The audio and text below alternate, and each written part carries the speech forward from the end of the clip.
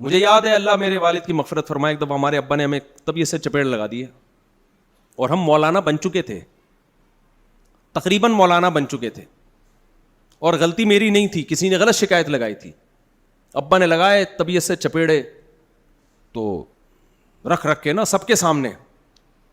تو مجھے یاد ہے کہ مجھے بڑا غصہ سا آیا, تھوڑی سی میری آواز اونچی ہو گئی ابا کے سامنے.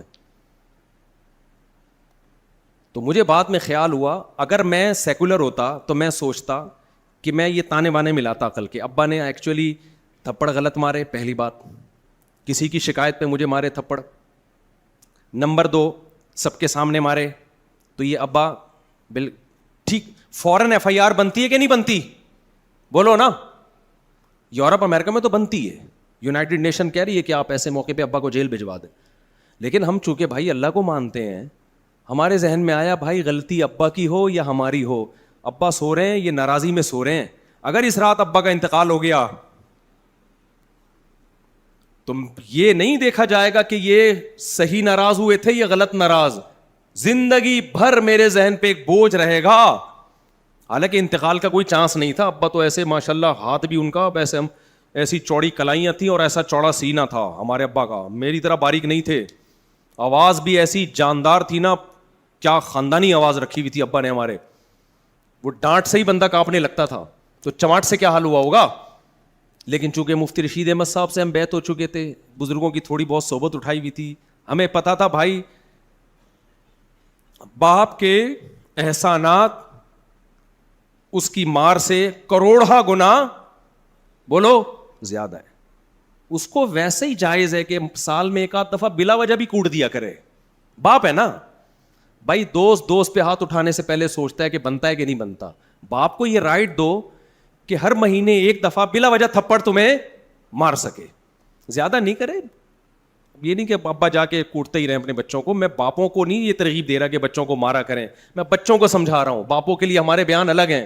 مسئلہ یہ کہ جو ابا کے لیے ہوتا ہے وہ بیٹا سن رہا ہوتا ہے, جو بیٹے کے لیے ہوتا ہے وہ کون سن رہا ہوتا ہے؟ ابا. تو ابا کے لیے جائز نہیں ہے کہ اولاد کو بلا وجہ مارے, لیکن کسی نے کنفیوژن پیدا کر دی تھی, اس میں میری غلطی نہیں تھی. کچھ لوگ ہوتے ہیں نا, ہم پگڑی پہن کے بیٹھے ہوئے تھے, ابا نے پیل دیا میں تباہ سب کے سامنے, تھوڑی سی میری آواز اونچی ہوئی ہے, ہلکی سی, مجھے اتنی ندامت ہوئی ہے. میں نے رات کو اپنے والد کو سوتے ہوئے میں اٹھایا ہے.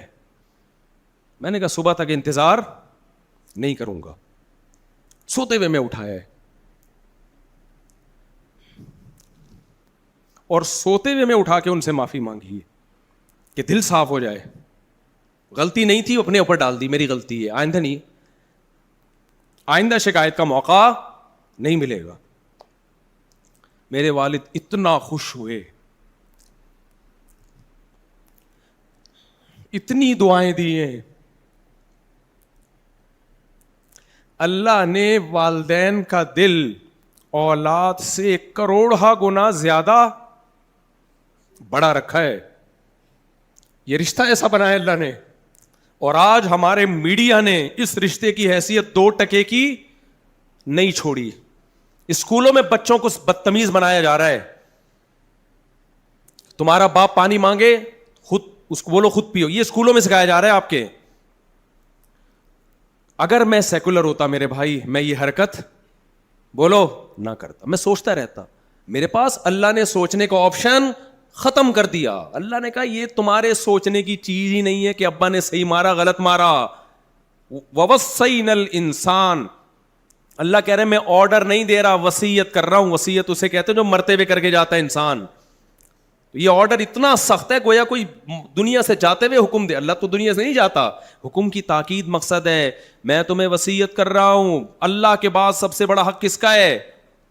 ماں باپ کا. اور اللہ نے یہ نہیں کہا کہ ان کے ساتھ ان کے حقوق ادا کرنے, نہ احسان حقوق سے اوپر کی چیز ہے. احسان کہتے ہیں ایکسیلنسی, کسی بھی چیز میں بہت ہی ایکسیلنسی کے ساتھ کسی کام کو کرنا, حقوق سے اوپر ادا کرنے, بہت اچھا حسن سلوک کرنا ہے. ہم نے نہیں کیا ہوگا اپنے ماں باپ کے, میں نہیں دعویٰ کرتا کہ میں نے اپنے ماں باپ کے ساتھ بہت اچھا سلوک کیا ہے.